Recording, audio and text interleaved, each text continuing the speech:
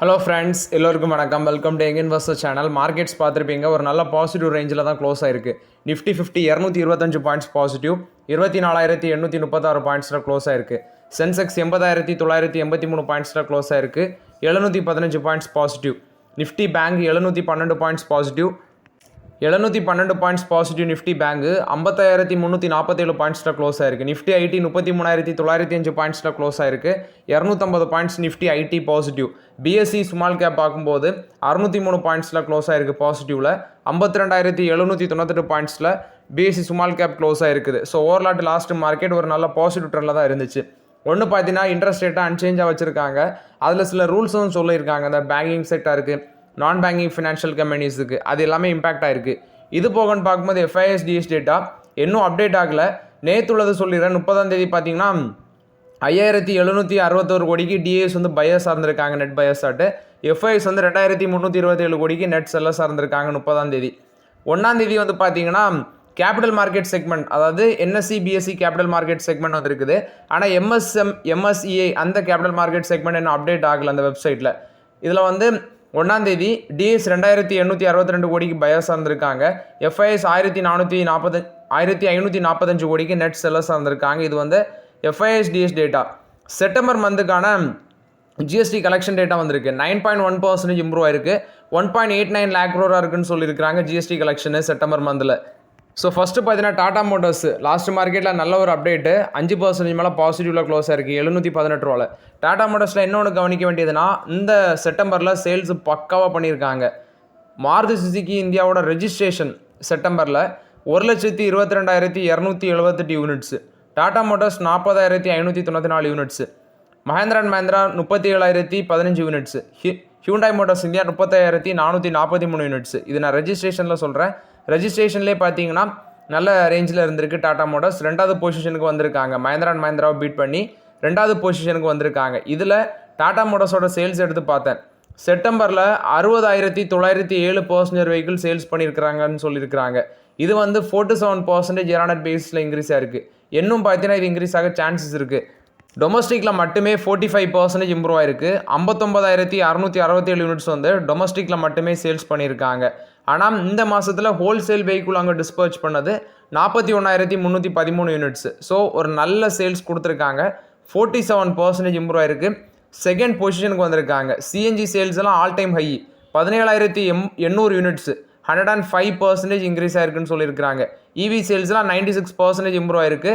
9,191 units இவியில் மட்டுமே விற்றுருக்காங்க. So Tata motors நான் consider பண்ணும்போது இது ஒரு காலமும் வளரவே செய்யாதுன்னெலாம் சொன்னீங்க.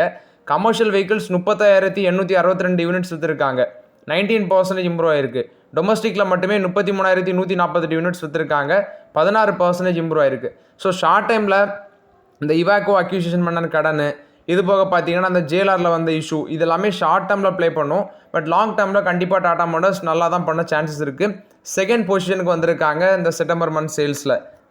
ஹீரோ மோட்டார் கார்ப் 8% க்ரோத் காமிச்சிருக்காங்க. டோட்டலாக டிஸ்பேச் பண்ணது 6,87,220 யூனிட்ஸ் பார்த்தீங்கன்னா டிஸ்பேச் பண்ணியிருக்கதாட்டு சொல்லியிருக்காங்க.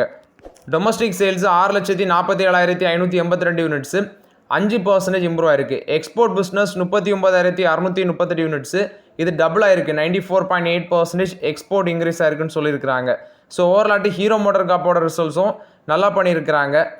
நெக்ஸ்ட்டு மாருதி சுசுகியோட சேல்ஸு, ஸோ எக்ஸ்போர்ட் மட்டுமே நல்லா பண்ணியிருக்கிறாங்க இந்த செப்டம்பர் மந்தில். டோட்டலாக அவங்க விற்றது 1,89,665 யூனிட்ஸ் செப்டம்பரில் மட்டுமே விற்றுருக்காங்க. இதில் டொமஸ்டிக் மார்க்கெட்டில் 1,30,711 யூனிட்ஸு, எக்ஸ்போர்ட் பண்ணது 42,204 யூனிட்ஸ் வந்து எக்ஸ்போர்ட் பண்ணியிருக்கிறாங்கன்னு சொல்லியிருக்கிறாங்க. ஸோ ஓவராலாட்டு மாருதி சுசுகியோட சேல்ஸும் நல்லா இருந்திருக்கு. இந்த மந்தில் இந்த மினி கார்ஸ், இந்த ஆல்டோ, எஸ்ப்ரெஸோ, இதோட சேல்ஸு 7,208 யூனிட்ஸ். ஆனால் இது குறைஞ்சிருக்குன்னு சொல்லியிருக்கிறாங்க. ஏன்னா என்ட்ரி லெவல் கார்ஸில் ப்ரெஷரில் தான் இருக்குது.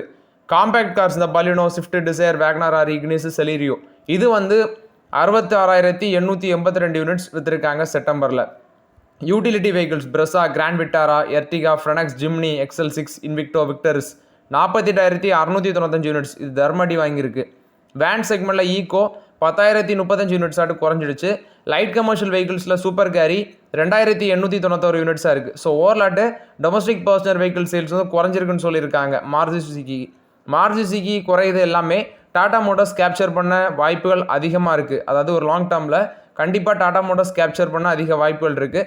என்ன நடக்குதுன்னு பொறுத்து இருந்து பார்க்கலாம். நெக்ஸ்ட் பார்த்தீங்கன்னா ஃபைசரில் ஒரு அப்டேட் வந்துருந்துச்சு. அதாவது ட்ரம்போட அந்த டேரிஃப் அப்டேட்னால ஃபைசருக்கு பாதிப்பு கிடையாது. அதாவது இம்போர்ட் மெடிசன்ஸுக்கு எல்லாமே. ஏன்னா அவங்களுக்கு யூஎஸில் பிளான் இருக்கிறதுனால அந்த த்ரெட்டில் வந்து பார்த்தீங்கன்னா இவங்க தப்பிக்கிறதுக்கு சான்சஸ் இருக்குது. டிவிஎஸ் மோட்டாரோட சேல்ஸ் அப்டேட் வந்திருக்குது. இந்த செப்டம்பரில் மட்டுமே அவங்க சேல்ஸ் வந்து டூ வீலரில் 22%, டூ வீலர் சேல்ஸ் மட்டுமே 11% இம்ப்ரூவ் ஆயிருக்கு. 5,23,923 யூனிட்ஸ் விற்றுருக்காங்க. Domestic two wheeler sales 12% improve ஆயிருக்கு. 4,13,279 யூனிட்ஸ். மோட்டார் சைக்கிள்ஸ் 9% இம்ப்ரூவ் ஆயிருக்கு. 2,49,621 யூனிட்ஸ். ஸ்கூட்டர் 17% இம்ப்ரூவ் ஆயிருக்கு. 2,18,928 யூனிட்ஸ். எலக்ட்ரிக் வெஹிக்கிள் 8% இம்ப்ரூவ் ஆயிருக்கு. 31,266 யூனிட்ஸ் விற்றுருக்காங்க. எக்ஸ்போர்ட் 10% பார்த்தீங்கன்னா மேலே போயிருக்கு. 1,22,108 யூனிட்ஸ் எக்ஸ்போர்ட் பண்ணியிருக்கிறாங்க. டூ வீலர் எக்ஸ்போர்ட் 8% இம்ப்ரூவ் ஆயிருக்கு. த்ரீ வீலர் எக்ஸ்போர்ட் 60% இம்ப்ரூவ் ஆயிருக்கு. டோட்டல் ஆட்டு பார்த்தீங்கன்னா சேல்ஸ் 12% இம்ப்ரூவ் ஆயிருக்கு. 5,41,064 யூனிட்ஸ் விற்றுருக்காங்க. இது டிவிஎஸ் மோட்டாரை பொறுத்த வரைக்கும் சேல்ஸ் அப்டேட்டு. டிவிஎஸ் மோட்டாரோட சேல்ஸ் எப்போவுமே பார்த்தீங்கன்னா பக்காவாக தான் இருக்குது. நெக்ஸ்ட் பார்த்தீங்கன்னா டாடா இன்வெஸ்ட்மெண்ட் கார்பரேஷன் 10,620 ரூபா க்ளோஸ் ஆயிருந்துச்சு. இந்த ஸ்டாக் பார்த்தீங்கன்னா நல்லாவே ரிட்டர்ன்ஸ் கொடுத்துருக்குது. ஆஃப்டர் அந்த ரெக்கார்ட் டேட்லாம் வந்ததுக்கப்புறம் பார்த்தீங்கன்னா அந்த பங்கு அந்த 1:2 அந்த ஸ்பிளிட்டுக்கு அப்புறம் ரெக்கார்ட் டேட்லாம் வந்ததுக்கப்புறம் பார்த்தீங்கன்னா போஸ்ட் ரெக்கார்ட் டேட்டில் 48% கிட்ட ரிட்டர்ன்ஸ் கொடுத்துருக்கு இந்த பங்கு டாடா இன்வெஸ்ட்மெண்ட் கார்பரேஷன். நான் வந்து இது ரொம்பவே பி ரேஷியோ ரொம்பவே அதிகமாக இருக்கிறதுனால தான் இதில் பார்த்தீங்கன்னா கொஞ்சம் ஒதுங்கி இருக்கிறேன். ஆனால் முன்னாடியெல்லாம் கொஞ்சம் கன்சிடர் பண்ணியிருந்தவங்களுக்குலாம் நல்லா ரிட்டர்ன்ஸ் கொடுத்துருக்குன்னு நினைக்கிறேன் இந்த டாடா இன்வெஸ்ட்மெண்ட் கார்பரேஷன். இது போக இவங்க லாஸ்ட் 2 இயர்ஸில் 227% மேலே ரேலி இருக்குது. 3 இயர்ஸில் 365% மேலே ரேலி ஆகிருக்குது. 5 இயர்ஸில் 1,175% இந்த பங்கு ரேலி ஆயிருக்குன்னு சொல்லியிருக்கிறாங்க. ஸோ என்கிட்ட அந்த ஸ்டாக் கிடையாது, பட் நிறைய பேர் வச்சுருப்பீங்க. 1:10 அந்த ரேஷியோவில் பார்த்தீங்கன்னா ஸ்டாக் வந்து ஸ்ப்ளிட் பண்ண போகிறாங்க. அக்டோபர் 14 தான் பார்த்தீங்கன்னா ரெக்கார்ட் டேட்டாக இருக்குது அந்த ஸ்டாக் ஸ்ப்ளிட்டுக்கு. டாடா மோட்டார்ஸுக்கும் அதே டேட்டு தான். இது போக இது வந்து ஜீரோ டெப்ட் கம்பெனி. செப்டம்பர் 22 மட்டும் 48% இந்த பங்கு மேலே போயிருக்கு. புக் வேல்யூ 6,145 ரூபாவில் இருக்குது. 6,145 ரூபாவில் இருக்குது. இது டாடா இன்வெஸ்ட்மெண்ட் கார்பரேஷனை பொறுத்த வரைக்கும் அப்டேட்டு. நெக்ஸ்ட் பார்த்தீங்கன்னா HDB ஃபினான்ஷியல் சர்வீஸ். இந்த பங்கு பார்த்தீங்கன்னா இன்னைக்கு கொஞ்சம் மேலே போயிருந்துச்சு. After the listing of the IPO இன்னைக்கு வந்து சிங்கிள் டே கெயின் கொடுத்துருந்தாங்க. 770 ரூபாவில் க்ளோஸ் ஆயிருந்துச்சு. என்ன ஒன்று பார்க்கும்போது ஜூலை 2 தான் லிஸ்ட் ஆனாங்க. இந்த RBIயோட மானிட்டரி பாலிசி மீட்டிங்கில் சில நியூஸஸ் எல்லாமே வந்திருக்கு. அந்த ப்ரொப்போஸ் ரெகுலேட்டரி ரெஸ்ட்ரிக்ஷன், அதாவது ஓவர்லேப் ஆஃப் பிஸ்னஸ், இந்த பேங்குக்கும் குரூப்போட என்டிட்டிஸுக்கும் இருக்கிற அந்த ஓவர்லேப் ஆஃப் பிஸ்னஸ் வந்து பார்த்தீங்கன்னா ரெகுலேட்டரி ரெஸ்ட்ரிக்ஷனில் சில தளர்வுகள் கொடுத்துருக்காங்க ஃபைனல் கைட்லைன்ஸில். ஸோ அந்த பேசிஸில் அந்த பங்குகள் எல்லாமே ஒரு பாசிட்டிவ் ட்ரெண்டில் இருந்துச்சு. இது போக சில நியூஸஸும் ஷேர் பண்ணியிருக்கிறாங்க. இப்போது பேங்க்ஸ் வந்து பார்த்தீங்கன்னா கார்பரேட் கம்பெனிஸும் ஒரு கம்பெனி அக்யூஷன் பண்ணுறாங்கன்னா அந்த டைம்லேயும் பார்த்தீங்கன்னா கடன் கொடுக்கலாம். IPO ஃபண்டிங் 10 லேக்லேருந்து பெர் பர்சனுக்கு 25 லேக்காக கொண்டு போயிருக்காங்க. லோன் அகெயின்ஸ்ட் ஈக்விட்டி ஷேரும் பெர் பர்சனுக்கு 20 லட்சத்துலேருந்து 1 கோடியாட்டி இன்க்ரீஸ் பண்ணியிருக்காங்க. ரெஸ்ட்ரிக்ஷன் அந்த overlap of business banks and group entities அதுலேயும் வந்து பார்த்தீங்கன்னா சில ரெஸ்ட்ரிக்ஷனுக்கு தளர்வுகள் கொடுத்துருக்காங்க. ECL ஃப்ரேம் ஒர்க்கு April 1, 2027 நடைமுறைக்கு வருது. எக்ஸ்பெக்டட் கிரெடிட் லாஸ்ன்னு சொல்லுவாங்க. பேங்க் வந்து எஸ்டிமேட்டட் ஃபியூச்சர் லாஸஸ்ன்னு சொல்லுவாங்க. ஃபார் எக்ஸாம்பிள் இப்போ ஒரு லோன் கொடுக்குறாங்க. ஸோ அந்த லோன் வந்து பார்த்தீங்கன்னா என்ன ரேஞ்சில் இருக்குது, அதில் ஏதாவது பிரச்சனைகள் இருக்கா, எவ்வளோ வந்து அந்த லோனை எவ்வளோத்துக்கு கலெக்ட் பண்ண முடியும், அப்படி அதில் ஏதாவது ரிஸ்க் இருக்குன்னா அதுக்கு தேவையான அமௌண்ட்டை வந்து பார்த்தீங்கன்னா ஃபஸ்ட்டே இவங்க வந்து அதை எடுத்து வச்சிடணும். அதுக்கு தேவையான ஃபண்டை வந்து எடுத்து வச்சுருக்கணும். அப்போ தான் பேங்க்கில் வந்து லிக்விடிட்டி ஷார்ட்டேஜ் வராமல் வந்து சேவ் பண்ண முடியும். ஸோ இது என்னென்னா அந்த பேட் லோன்ஸ்னால பேங்க்குக்கு வந்து பார்த்தீங்கன்னா திடீர்னு ஒரு ஷாக் வராமல் சேவ் பண்ணுறதுக்கு இந்த மெத்தடை கொண்டு வந்திருக்காங்க. இது போக risk based deposit insurance premium அப்படின்னு ஒன்று கொண்டு வந்திருக்காங்க. இந்த high rate credit ratings. Next இப்போ பேசிக் அக்கௌண்ட் நீங்கள் வந்து நானே பேங்க்குக்கு போகும்போது பேசிக் அக்கௌண்ட்டு பப்ளிக் அக்கௌண்ட் இருக்குது. அது எப்படின்னா நான் ஸ்கூல் படிக்கும்போது யூஸ் பண்ண பேங்க் அக்கௌண்ட்டு தான் இப்போ வரைக்கும் யூஸ் பண்ணிகிட்டு இருந்தேன். பேங்க்குக்கு போயிட்டு ஒரு ஃபண்ட் எனக்கு பெரிய அமௌண்ட் வந்து வித்ட்ரா போடும்போது லாக் ஆகிடுச்சு. எனக்கு இங்கேயும் இல்லை அங்கேயும் இல்லை. அது பேங்க்கில் போய் கேட்கும்போது அந்த டிஜிட்டல் இது வந்து அங்கே பேங்க் ஆஃபீஸருக்கே பாதி பேருக்கு தெரியலை. ரெண்டாவது தான் ஒரு சார் சொன்னார், தம்பி நீ வந்து முன்னாடி உள்ள பேங்கிங்கு இதில் லிமிட்டட் கிரெடிட் இது உண்டு. அதாவது டிரான்சாக்ஷன் பார்த்தீங்கன்னா இது மாதிரி பல்க் அமௌண்ட்லாம் மாதத்துக்கு 4 டிரான்சாக்ஷன் தான் உண்டு. அது வந்து பார்த்தீங்கன்னா ஸ்காலர்ஷிப் அக்கௌண்ட்டுன்னு சொல்லுவாங்க. அடுத்த ரெண்டாவது பப்ளிக் அக்கௌண்ட்டுக்கு மாற்றி விட்டேன். ஸோ அது ஒரு டெக்னிக் இருக்குது. பேங்கிங் சிஸ்டம்லேயே நிறைய டெக்னிக்ஸ் இருக்குது. ஸோ இப்போ இவங்க என்ன சொல்கிறாங்கன்னா, டிஜிட்டல் பேங்கிங் வந்து பேசிக் அக்கௌண்ட்ஸுக்கே டிஜிட்டல் பேங்க் வந்து எக்ஸ்பென்ஷன் பண்ணணும்.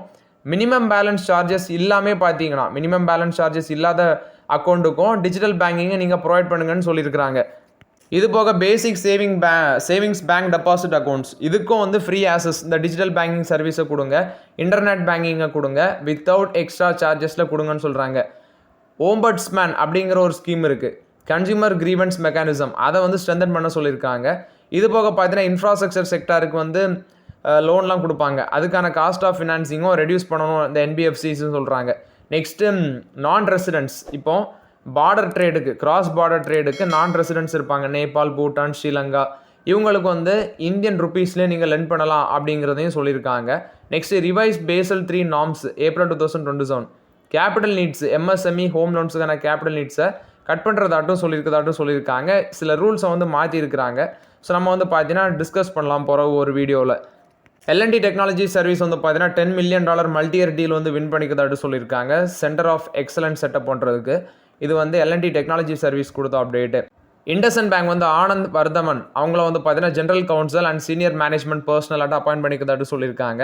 இது வந்து செப்டம்பர் 30 எஃபெக்டிவ் வருது. வர்தமனுக்கு பார்க்கும்போது 26 years ஆஃப் லீகல் எக்ஸ்பீரியன்ஸ் இருக்குது. குரூப் ஜென்ரல் கவுன்சில் பிரமால் குரூப்பில் எல்லாமே. இது வந்து இண்டஸ்இண்ட் பேங்கை பொறுத்த வரைக்கும் அப்டேட்டு. நெக்ஸ்ட் பார்த்தீங்கன்னா சுரோதயா ஸ்மால் ஃபினான்ஸ் பேங்கு 314 கோடி கிளைம் வந்து பார்த்தீங்கன்னா சிஜிஎஃப்எம்யூ ஸ்கீமில் வந்து இப்போ வந்து அவங்க கிளைம் பண்ணியிருக்காட்டு சொல்லியிருக்கிறாங்க. கிட்டத்தட்ட 313.89 crores. National credit guarantee trustee company அந்த credit guarantee fund for micro units அந்த ஸ்கீமில் இவங்க கிளைம் பண்ணியிருக்கதாட்டு சொல்லியிருக்காங்க. இது வந்து சூரியோதயா ஸ்மால் ஃபினான்ஸ் பேங்க் கொடுத்த அப்டேட்டு. நெக்ஸ்ட் இன்றைக்கி பேங்க் நிஃப்டியெலாம் நல்லா பர்ஃபார்மன்ஸ் கொடுத்துருந்துச்சு. என்ன அப்படின்னு சொல்லி பார்க்கும்போது இந்த HDFC bank, HDB financial service எல்லாமே நல்லா பண்ணியிருந்தாங்க. ஆர்பிஐ வந்து பார்த்தீங்கன்னா இந்த பிஸ்னஸுக்கான இந்த ஓவர்லாப்ஸுக்கான ரெஸ்ட்ரிக்ஷனை வந்து இப்போ வந்து ரிமூவ் பண்ணியிருக்காங்க. இதனால் என்பிஎஃப்சி கம்பெனிஸ், பேங்க்ஸு நல்லாவே பர்ஃபார்மன்ஸ் பண்ணியிருந்தாங்க. இந்த இன்ஃப்ராஸ்ட்ரக்சர் ப்ராஜெக்ட்டுக்கு ஃபண்டிங் பண்ணுறதுலாம் இனி உங்களுக்கு எளிதாட்டு இருக்கும். ஸோ இப்போ பேங்க்கும் அவங்களோட குரூப் என்டிட்டிஸுக்குமே இருந்த அந்த ரெகுலேட்டரி ரெஸ்ட்ரிக்ஷனையும் பார்த்தீங்கன்னா இப்போ வந்து பிஸ்னஸ் ஓவர்லாப்ஸ்ன்னு சொல்லுவாங்க, அது எல்லாமே இப்போ ரிமூவ் பண்ணியிருக்கிறாங்க. ஸோ இது வந்து பேங்கிங் இண்டஸ்ட்ரிக்கு ஒரு பாசிட்டிவ் அப்டேட் இருந்ததுனால இன்றைக்கி பேங்க் நிஃப்டி நல்ல ஒரு பாசிட்டிவ் ட்ரெண்டில் ட்ரேட் ஆகிட்டு இருக்கு. எல்ஜி எலக்ட்ரானிக்ஸ் இந்தியாவோட ஐபிஓ வந்திருக்குது. கம்பெனி வந்து பார்த்தீங்கன்னா ப்ரைஸ் பேண்ட் ஃபிக்ஸ் பண்ணியிருக்காங்க 1080 1140, 11,607 கோடி பார்த்தீங்கன்னா டோட்டல் இஷ்யூ சைஸ்ன்னு சொல்லியிருக்கிறாங்க. ஸோ இது வந்து அக்டோபர் 7 ஓப்பன் ஆகி அக்டோபர் 9 க்ளோஸ் ஆகுது. இது வந்து எல்ஜி எலக்ட்ரானிக்ஸ் ஐபிஓ பொறுத்த வரைக்கும் update. ICC Prudential mutual fund வந்து பார்த்தீங்கன்னா இது தீம் ஃபண்ட் வந்து லான்ச் பண்ணியிருக்காங்க. என்எஃப்ஓ இது வந்து 3 days ஓப்பனிங்கில் இருக்குது. சப்ஸ்கிரிப்ஷனுக்கு ஓப்பன் ஆகுறது அக்டோபர் 3 வந்து ஓப்பன் ஆகுது. அக்டோபர் 17 க்ளோஸ் ஆகுது இந்த நியூ ஃபண்ட் ஆஃபர். ஸ்கீம் வந்து பார்த்தீங்கன்னா பிஎஸ்சி செலக்டட் பிஸ்னஸ் குரூப் இண்டெக்ஸில் இருக்கும். இது வந்து லலித் குமார் அவரால் மேனேஜ்மெண்ட் பண்ணப்படும். மினிமம் அப்ளிகேஷன் இந்த என்எஃப்ஓக்கு அமௌண்ட்டு ₹1000 அப்படின்னு சொல்லியிருக்கிறாங்க. இது வந்து ஐசிஐசிஐ ப்ரூடென்ஷியல் மியூச்சுவல் ஃபண்ட் தான் இந்த ஸ்கீமை லான்ச் பண்ணியிருக்கிறாங்க. நெக்ஸ்ட் பார்த்தீங்கன்னா அரவிந்த் ஃபேஷன்ஸ் எம்டி அண்ட் சிஓட் இருந்த சைலேஷ் சத்துர்வெட்டி அவர் வந்து ரிசைன் பண்ணிட்டு போகிறதாட்டு சொல்லியிருக்காங்க. பர்சனல் ரீசன்ஸ்னால ரிசைன் பண்ணுறதாட்டு சொல்லியிருக்காங்க. ஐஆர்ஏடிஏ ஷேர் ப்ரைஸ் 3% மேலே போயிருந்துச்சு. இந்த லோன் டிஸ்பர்ஸ்மெண்ட் 54% இம்ப்ரூவ் ஆயிருக்கு. 15,043 கோடியாக இருக்குது. லோன் புக்கு வந்து பார்க்கும்போது 85,000 கோடியாக இருக்குது. 31% இம்ப்ரூவ் ஆயிருக்குன்னு சொல்லியிருக்காங்க. இது வந்து ஐஆர்ஏடிஏ அவங்களோட Q2 பிஸ்னஸ் அப்டேட்டும் ஷேர் பண்ணியிருக்கிறாங்க. ஸோ ஓகே ஃப்ரெண்ட்ஸ், ஆக்சுவலி இந்த வீடியோவில் சில இம்பார்ட்டன்ட் அப்டேட்ஸ் எல்லாமே டிஸ்கஸ் பண்ணோம். அந்த வீடியோ உங்களுக்கு பயனுள்ளதாக இருந்துச்சுன்னா லைக் பண்ணுங்கள், சப்ஸ்கிரைப் பண்ணுங்கள், கமெண்ட் பண்ணுங்கள். Okay friends, thank you.